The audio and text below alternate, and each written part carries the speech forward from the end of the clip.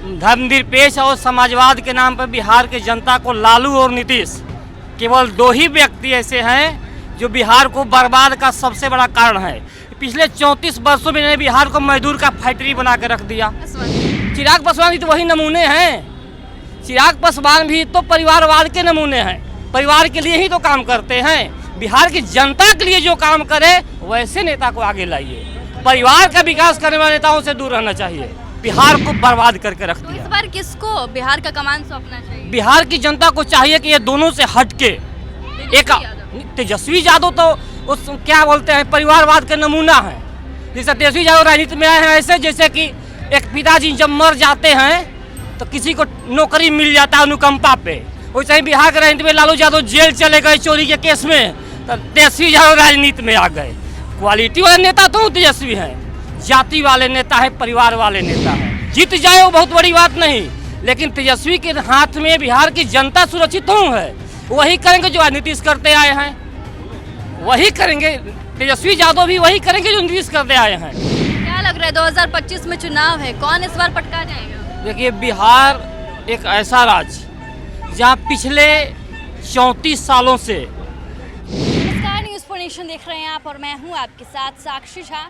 आगामी विधानसभा चुनाव को लेकर तमाम जो बिहार की बड़ी पार्टियां हैं वो अपनी तैयारियों में जुट गई है, लेकिन राजनीतिक पार्टियों की तैयारी से नहीं होता है, तैयारी बिहार की जनता से होती है कि बिहार की जनता का क्या मूड है और वो किसको सत्ता सौंपने के मूड में है। और इसी कड़ी में हम पहुंच गए हैं पटना के गांधी मैदान में और यहाँ पर जनता से जानने की कोशिश करेंगे कि 2025 में बिहार की कमान वो किसे सौंपने वाले हैं। नीतीश कुमार को सौंपेंगे या फिर नेता प्रतिपक्ष तेजस्वी यादव को इस बार के चुनाव में सत्ता पर बिठाने के मूड में है बिहार की जनता। तो क्या कुछ उनका कहना है, चलिए उन्हीं से जानते हैं। धर्मनिरपेक्ष और समाजवाद के नाम पर बिहार की जनता को लालू और नीतीश केवल दो ही व्यक्ति ऐसे हैं जो बिहार को बर्बाद का सबसे बड़ा कारण है। पिछले 34 वर्षों में इन्होंने बिहार को मजदूर का फैक्ट्री बना के रख दिया। लालू नीतीश दोनों लालू और नीतीश, अगर ये दोनों बिहार का राजनीति से अलग हो जाएं तो आज भी बिहार अपने प्लेटफॉर्म पे आ जाएगा। बिहार के युवाओं में उद्यम है, वो आगे बढ़ सकते हैं, लेकिन इन लोगों की जातिवादी मानसिकता बिहार को बर्बाद करके रख दिया। इस बार किसको बिहार का कमान सौंपना चाहिए? बिहार की जनता को चाहिए कि ये दोनों से हटके एक तेजस्वी यादव तो उस क्या बोलते हैं परिवारवाद का नमूना है। जैसे तेजस्वी यादव राजनीति में आए हैं ऐसे जैसे कि एक पिताजी जब मर जाते हैं तो किसी को नौकरी मिल जाता है अनुकंपा पे, वैसे ही बिहार के राजनीति में लालू यादव जेल चले गए चोरी के केस में, तो तेजस्वी यादव राजनीति में आ गए।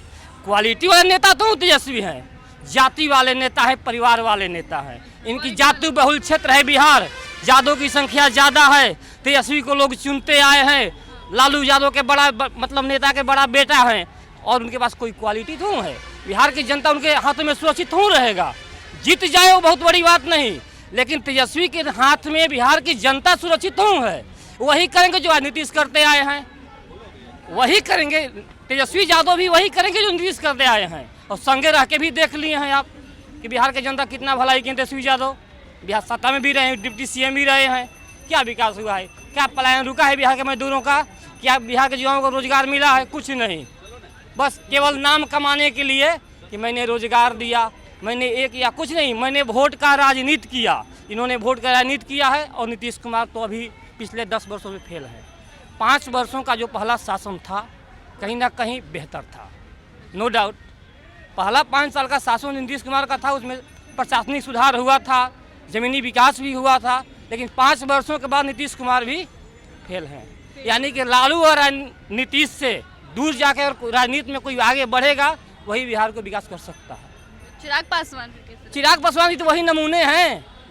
चिराग पासवान भी तो परिवारवाद के नमूने हैं, परिवार के लिए ही तो काम करते हैं। बिहार की जनता के लिए जो काम करे वैसे नेता को आगे लाइए। परिवार का विकास करने वाले नेताओं से दूर रहना चाहिए। क्या कह रहे हैं? जन सुराज है ना युवाओं के लिए, अभी फिलहाल तो वही लड़ रहा है जन सुराज। उसको आगे आना चाहिए। दोस्त पहला एक ऐसा पार्टी हुआ है जो 243 सीटों पे लड़ने का प्रयास कर रहा है, ठीक है। हम देखिए, हम ये नहीं कहते हैं कि हम बीजेपी सपोर्टर हैं, आरजेडी सपोर्टर है, जेडीयू सपोर्टर है, मैं किसी का सपोर्टर नहीं हूँ, ठीक है। मैं देख रहा हूँ जन स्वराज एक ऐसी पार्टी है जो युवाओं को ऊपर उठाने का काम कर रही है, ठीक है। और बता दें कि देखिए जो नीतीश अभी जो बताया थे कि नीतीश के आने से बिहार में रोजगार नहीं है, ये नहीं है, वो नहीं है, सही बात है, इनका भी कहीं ना कहीं बात सही है, ठीक है। गलती तो हम लोग को भी है, गलती हम युवाओं में भी ज़्यादा होता है। हम लोग क्या होता है ना कि चुनाव के टाइम में थोड़ा सा एक लालच दे दिया जाता है कि हम इस बार जीतेंगे तो 2 लाख युवाओं को रोजगार है।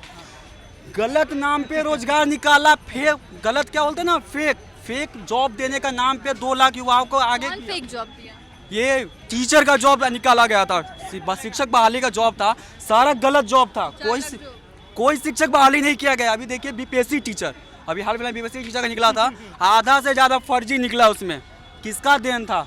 नीतीश कुमार जी का देन था, और किसका देन होगा? तो वाहवाही लूट रहे तेजस्वी यादव की हम सरकार में। अभी देखिए राजनीति में क्या है ना, देखिए राजनीति में भी क्या है कि अगर देखिए दोनों चाचा भतीजा, ये बाहरी दिखाया जा रहा है कि हम कितना बड़ा जानी दुश्मन है, लेकिन घर में चाचा भतीजा है, ठीक है। एक प्लेन में चल के जाना ये गलत बात है, हम ये नहीं कहते। और जहाँ बात है चिराग पासवान का, तो चाचा भतीजा और मामा भांजा का रिश्ता हो गया फिर, ठीक है। जन स्वराज एकदम आना है, ठीक है, क्योंकि देखिए 243 सीट पर लड़ना, ऊपर से युवाओं को आगे करना बहुत बड़ी बात है। और सबसे ज़्यादा बात क्या है कि यहाँ पे जातिवाद नहीं देखा गया है। 40 सीटों पे मुस्लिम वोट मिले हैं, 40 सीटों पे मुस्लिम को आगे किया गया है। बाकी सीटों पर जो भी है अलग अलग जाति के लोगों को, जो निचले जाति हैं, जिसको नीतीश जी दबा के रखे, तो उनको उठाने का प्रयास किया जा रहा है। जन स्वराज किसको आप लोग जिताएंगे? 2025 प्रयास है कि हमारा पूरा प्रयास रहेगा जन स्वराज। हम एक छात्र नेता भी है, ठीक है। इससे पहले हम आरजेडी से जुड़े हुए थे, लेकिन मतलब कि उनको छोड़े हुए हमको 2 साल हो गया हुआ, ठीक है। क्यों छोड़े? क्योंकि उनका चाचा भतीजे का चल रहा है, ठीक है। बीजेपी का, हम देखिए हम छात्र का हैं, ठीक है, हम किसी पार्टी का नहीं है, हम छात्रों के लिए हित में लड़ रहे थे। देखिए जब छात्रों ही नहीं उसका सपोर्ट कर रहा है तो हम क्यों आगे जाएं? हम छात्रों के हित में हैं, और इस बार हम प्रयास करेंगे कि जन स्वराज पार्टी के लिए जितना हमसे हो सके हम उतना करेंगे, क्योंकि युवाओं को आगे लाने का काम कर रहा है। उनको पता है कि 2025 में वो जब आएंगे तो 2027 तक हर युवाओं के पास रोजगार होगा, हर युवा के पास रोजगार होगा। जो व्यक्ति पलायन करके गए थे गुजरात, हरियाणा, वहाँ पे देखिए कितना गरीबों को मारा जा रहा है, किसानों को मारा जा रहा है। तो प्रयास करेंगे कि अगर जब ये जन स्वराज पार्टी आएंगे तो यहाँ पे गरीबों को कहीं ना कहीं रोजगार मिलेगा, छोटा ही रोजगार सही, लेकिन बिहार में रहकर घर पे बैठ कर खाएंगे। बाहर जाने का नौबत नहीं आने वाला है 2025 के बाद, ठीक है जी, बिल्कुल। क्या लग रहा है 2025 में चुनाव आ रहा है, इस बार कौन जीतेगा और कौन हारेगा? वो तो समय बताएगा। मैं अभी लड़ाई बराबर की लग रही है। लड़ाई तो बराबर की लग रही है, लेकिन नीतीश कुमार जो यहाँ पर इस बार ये दारू बंद का जो है निकाले, ये तो दारू बंद है। शराबबंदी से लेकिन बिहार त्रस्त है, शराबबंदी से नाखुश है। हाँ, शराबबंदी से पूरे नाखुश हैं। शराबबंदी नहीं, ये हो गया होम डिलीवरी हो गया, ये घर मिलने लगा, और उससे ज़्यादा कीमत में पीने वाला पी ही रहे हैं। इस शराबबंदी के नाम पर नीतीश कुमार जी वो अपना वाहवाही लूट रहे हैं। जी हाँ, बस शराबबंदी कराए, बस इसीलिए वोट नहीं करेंगे इस बार। नहीं, शराबबंदी का जो चालू, इसका नियम कुछ चेंज कर करके चालू करें, या तो चेंज करके चालू, तो इससे ज़्यादा यहाँ बिक रहा है।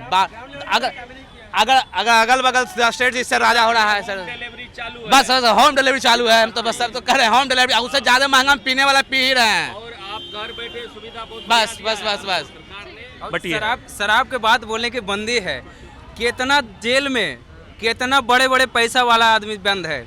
जो भी शराब के कारण जो भी बंद है, सब गरीब आदमी बंद है।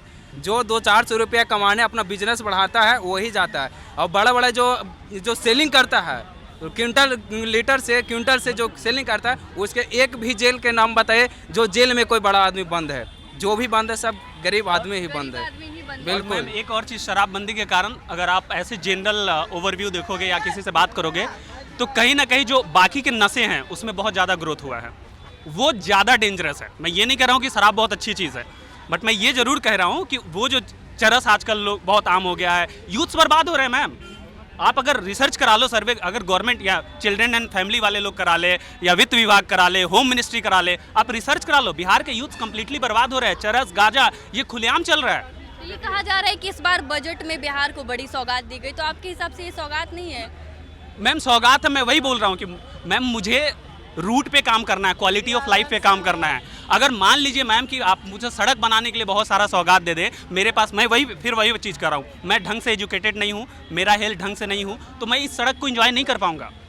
और जो गैप है ना मैम, वो पॉवर्टी इंडेक्स है, और जो गैप है अमीर लोगों के बीच और गरीब लोगों के बीच, वो लगातार बढ़ रही है। ये एविडेंट है, आप पत्रकार हो, आपको खूब अच्छे से पता है, आप ये एविडेंट है। तो कहीं ना कहीं पॉलिसी लेवल और ग्रास रूट लेवल पर नीतीश कुमार जी ने बहुत अच्छा काम किया था पहले, मैं बिल्कुल डिनाई नहीं करूँगा, बट अब वो लगातार फेल हो रहे हैं। कहीं ना कहीं उनके अफसरशाही वाले रवैये से भी फेल हो रहे हैं, और दूसरा उनका जो वो पलट मारने का जो वो है, वो भी बहुत ज़्यादा ट्रस्ट इशू है मैम, और वो काम नहीं कर रहे हैं, ये एविडेंट है। आप साथ रहते हैं, हर एक गठबंधन में प्रॉब्लम आती है, आप मिलके एक सही नेता के रूप में आप हल करें ना उसको। आप 6 महीना इनके साथ जाएंगे, 6 महीना उनके साथ जाएंगे, और बनेंगे मुख्यमंत्री ही। आप प्रधानमंत्री बन जाते तो फिर भी मुझे सुकून रहता यूथ के नाते कि हमारे बिहार का कोई प्रधानमंत्री बन गया। आपको वहाँ कोई पूछ नहीं रहा, आपको कोई नहीं पूछ रहा, कोई नहीं पूछ रहा, नरेंद्र मोदी गवर्नमेंट में न इनको पूछ रहा, न नायडू जी को पूछ रहा। बुरी तरह फेल्योर है इन लोगों का। हम लोग ये सोच रहे थे कि ये जनवादी नेता है, ये मतलब दलित, पिछड़ों, अकलियतों की, गरीबों की और महिलाओं की राजनीति करते हैं, इनको ये लोहियावादी नेता है।